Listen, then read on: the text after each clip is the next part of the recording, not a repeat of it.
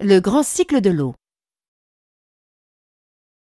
L'eau recouvre 72% de la surface terrestre. 97,2% de cette eau correspond à de l'eau salée contenue dans les océans et mers du globe. 2,8% correspondent aux eaux douces contenues dans les glaces et neiges éternelles et dans les eaux de surface à peu profondes, cours d'eau, lacs et nappes souterraines dont la faible profondeur permet l'exploitation à des coûts abordables. L'eau douce liquide, facilement disponible pour l'homme, représente donc moins de 1% de l'eau terrestre. L'eau sur Terre est présente sous forme liquide, océans, mers, cours d'eau, lacs, solide, banquises, glaciers, neige et gazeuse, vapeur d'eau.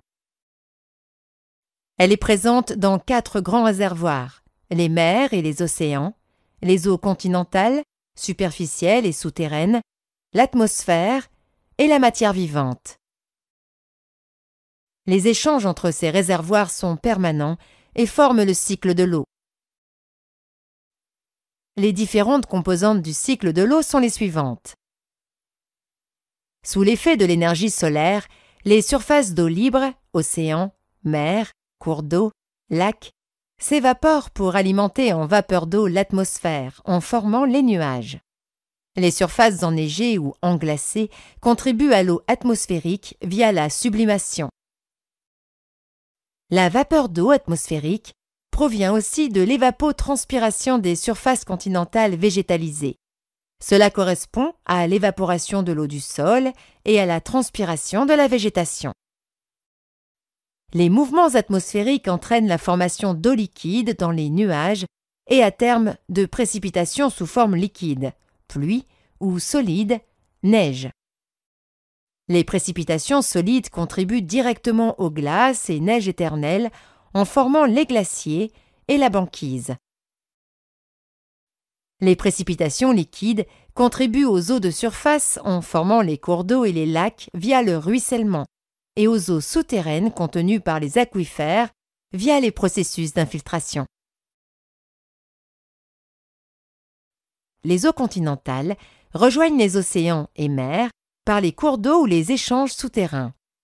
Les temps de résidence de l'eau varient selon les différents réservoirs. Alors que le temps moyen de résidence d'une goutte d'eau dans l'atmosphère est d'environ 1 semaine, elle est de quelques jours dans les rivières, de quelques jours à plusieurs milliers d'années dans les nappes souterraines, de plusieurs années dans les lacs et d'environ 2500 ans dans les océans.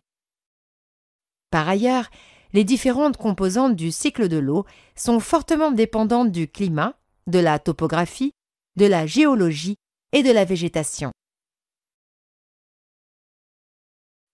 Les eaux continentales de surface, lacs et cours d'eau, zones inondables et humides, sont également le lieu de vie d'espèces animales et végétales. Ils abritent des écosystèmes aquatiques ou encore milieux aquatiques. Ce cycle naturel de l'eau est aussi appelé le grand cycle de l'eau.